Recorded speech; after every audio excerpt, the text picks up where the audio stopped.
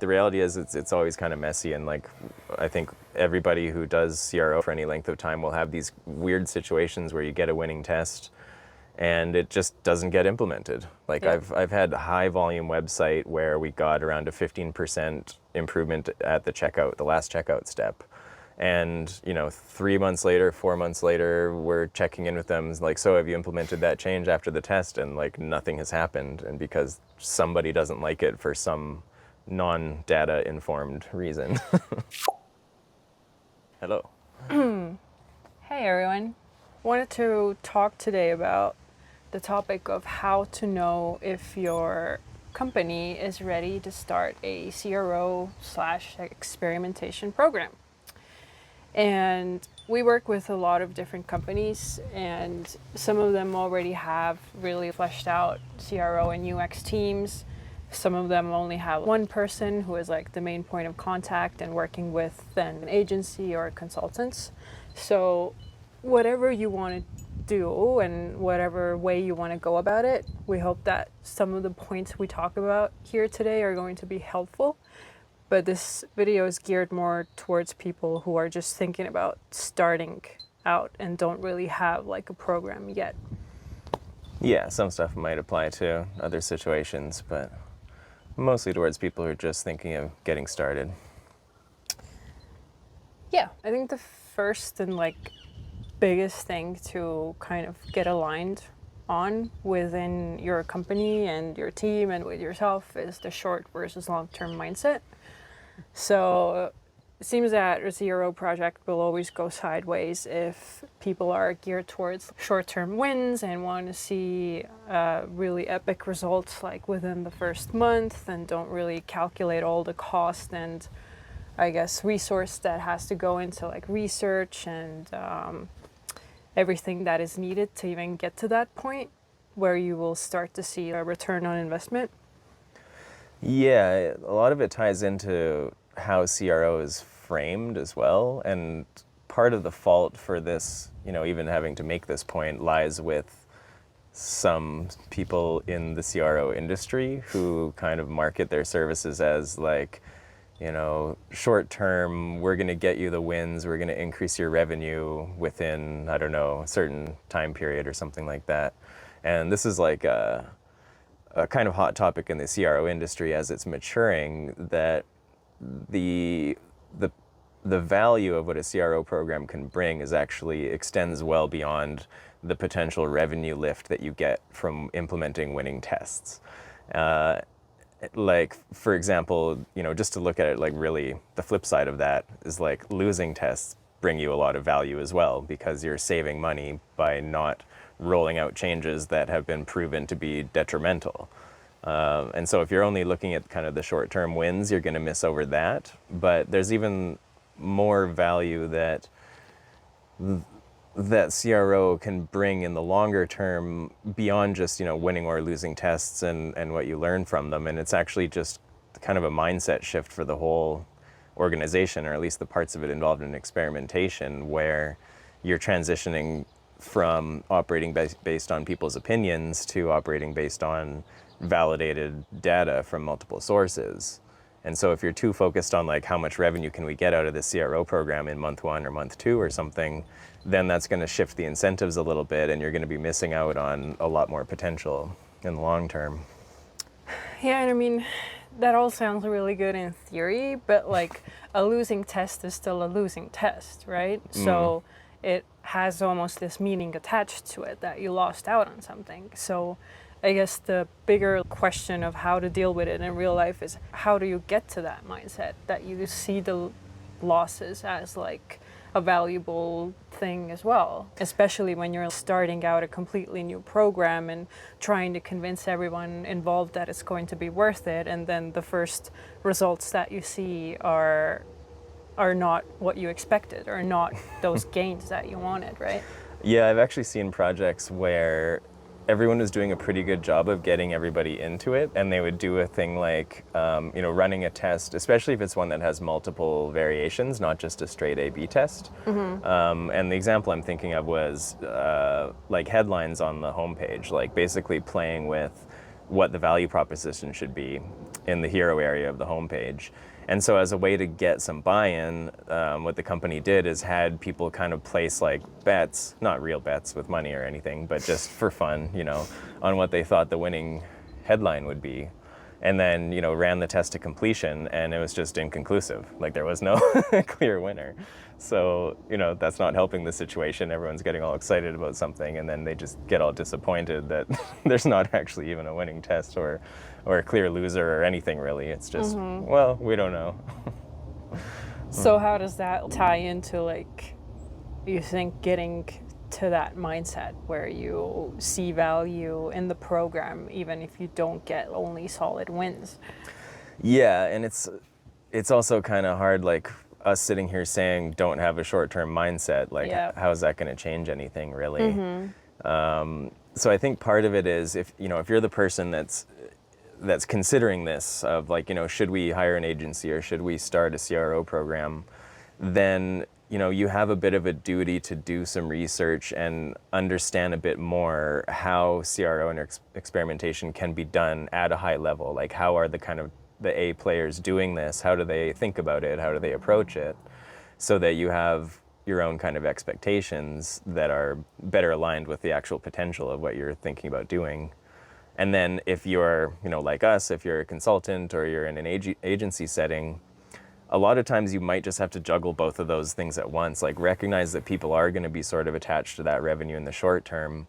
Try to get some tests going quickly that have a good potential for impact so that you can do both at once. You can say, here's a winning test, we're providing a return already, and also be educating the client as you go of like, here's the other benefits of this, so that when there's a losing test, you can see like, okay, here's how much money we just saved you by testing this. And then also be looking at, other benefits of the program as you go.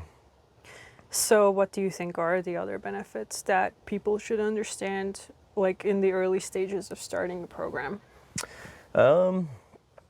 Well, I think it's mostly kind of what I alluded to of just like making that transition from sort of like decisions being made about the website based on kind of like a hierarchical system or people within their specialties just having a strong opinion, like, the UX people having like their ideas about what constitutes good UX based on whatever best practices, what they learned in training and in school and stuff like that. And then, that potentially being vetoed by a more senior person who just says, no, we got to do it this way because this is how we always did it, or because I think that this is a good way to go. And like those kinds of little power struggles every time you're trying to change something on the website can definitely hold you back and cause a lot of like friction and kind of political tension in the organization. And so just having a more objective way to approach these decisions can make it so much easier on everybody. Like, whoever this person is that is so sure that their idea is going to work, it's like, well, test it then. Let's actually see if it brings the results you're expecting. And if you're that confident, then you shouldn't be worried about this. But I mean, that's also very easy to say, like sitting here, because you say that this makes things easier for everyone. But, the reality is that the person on the top who thinks that they're right, they're not going to see it like that at first, at least. I've seen cases as well where like the person's idea in that position, like, it gets overturned by the tester or whatever, and they don't care anyway. They will find reasons to convince you that you did the test wrong, or like the statistics was, I don't know, geared, or the testing tool was broken, or like, they will try to find reasons to argue that their original idea was still correct because they're so biased towards it, right? Yeah, and getting testing involved isn't going to solve all of your organizational problems. It's not going to change like people's personality in that sense. Yeah, but what it can do is give these people more ammo in terms of how to approach these conversations with, the senior people who keep overturning decisions and stuff. Like, if you're basing it on your own opinion against their opinion, you have basically nothing. But the more data you have to show them that, your perspective is correct, or whatever it may be, and whatever the conflict is about, the better. But yeah, I mean, yeah, the reality is it's always kind of messy, and like I think everybody who does CRO for any length of time will have these weird situations where you get a winning test and it just doesn't get implemented. Like Yeah. I've had high volume website where we got around a 15% improvement at the last checkout step.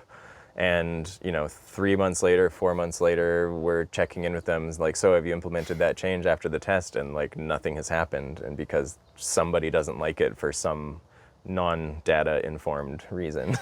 Yeah, and I guess all this is kind of like a good segue to the next point that we wanted to make is that for the program that you want to start, in order for it to be successful, you need like a pretty clear structure around ownership and just the whole who is involved and responsible for which step.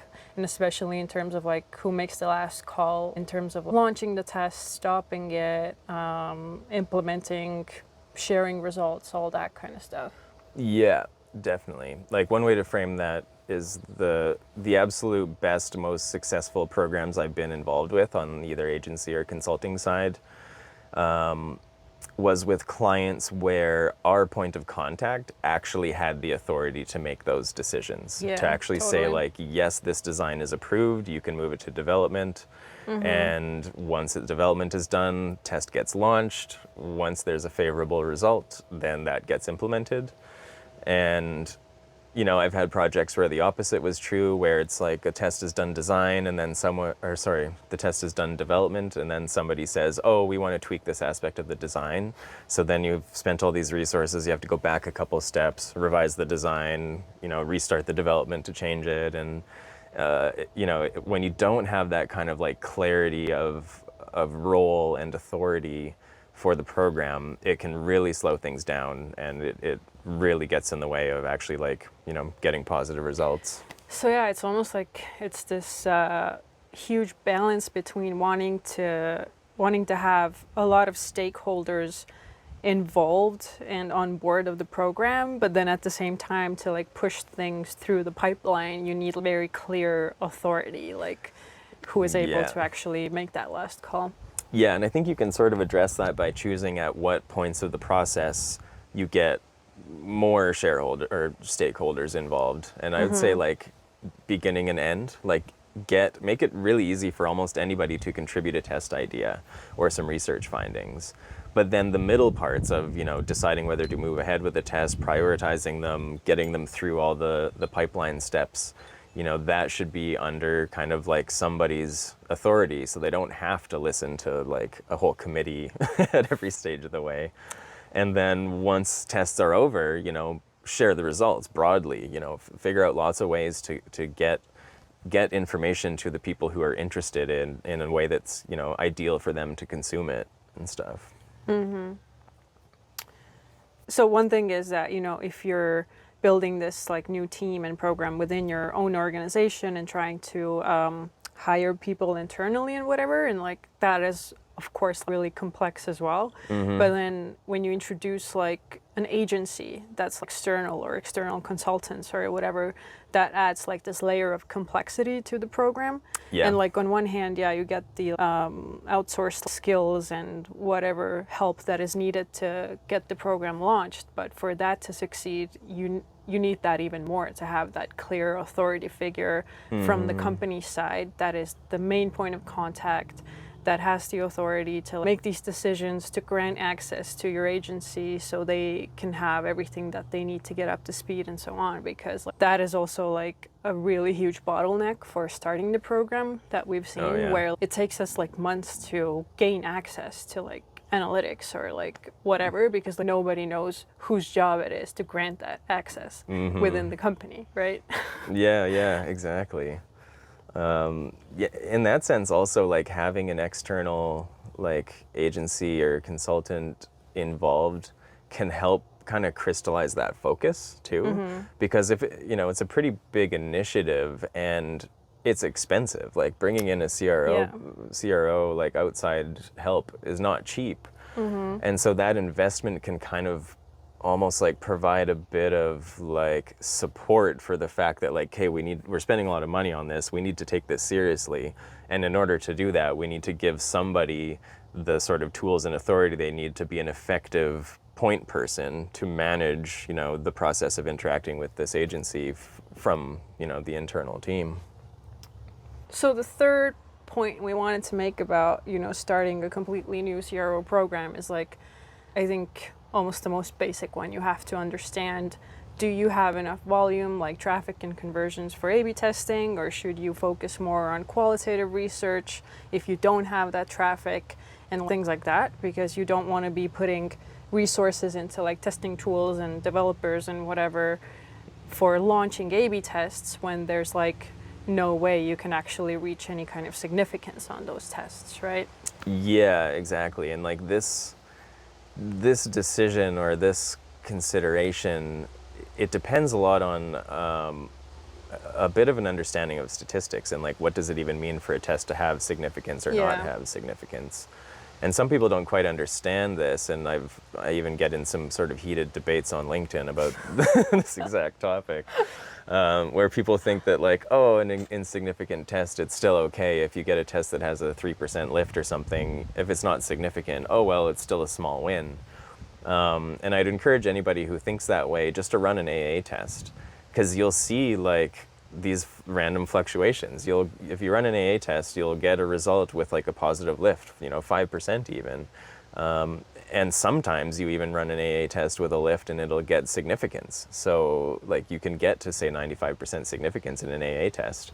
And if that happens once in 20 times, that's completely valid as far as the statistics go. That's like what the statistics mean basically, is that like at 95% confidence, that means 1 in 20 tests will have a significant result, even if there's no difference at all.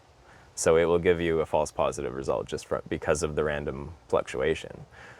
So, how to avoid that, just make sure you have enough traffic and that at least somebody can advise you on whether that's the case and what sort of effect you're going to need. Because usually what low traffic testing means is you're going to need to have like a 25, 30%, 40% lift, even just to be able to tell whether or not it's real or not, or if it's just random variation, in the numbers.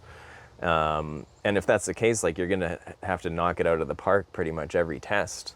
Otherwise, it becomes this really demoralizing situation where everybody gets all excited, they put a bunch of work into this experiment, and then the end result, like my earlier example, is like it's just inconclusive. We just don't know. And a couple of those happening is fine, but if that's happening almost every test you run, then like any support you had for this testing program is going to evaporate pretty quickly.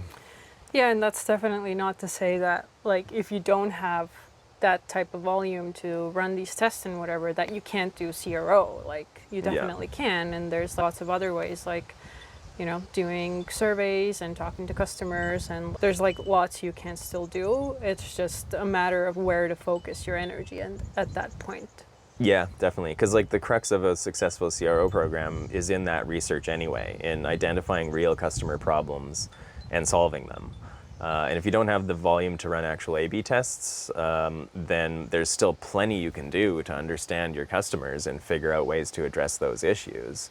The difference is you just have to implement it and, keep an eye on things. The one thing I would say not to do, which typically comes up, is like people will say, okay, we don't have enough volume for A/B tests, so instead let's just like look at when the change happened and look at the numbers after that. And like, of course, you should always be keeping an eye on things when you're changing things, but and this type of thing is called like a time series analysis kind of thing.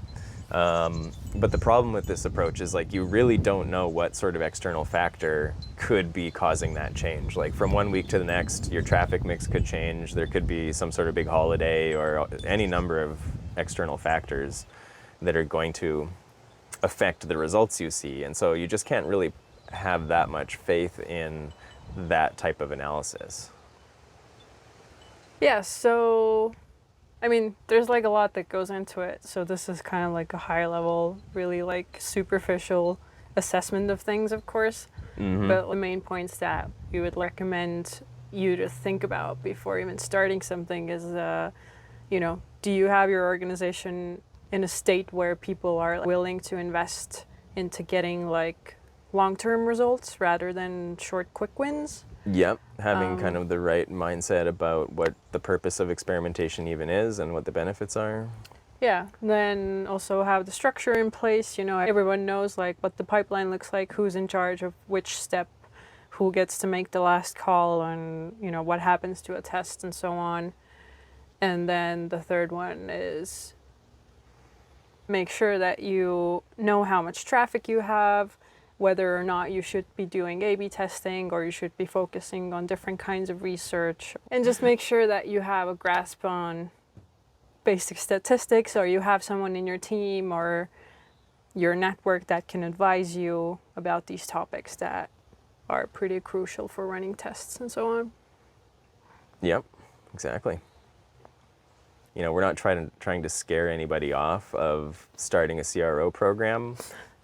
Just wanted to kind of make you aware of some of the potential minefields, and so that you can learn from our experience working on lots and lots of programs with lots of different types of companies and different sizes of companies, especially because the situation can be a lot different in like an enterprise level organization versus something more at the startup side of things where you have the buy-in automatically because the CEO is the one who's pushing for it and stuff like that.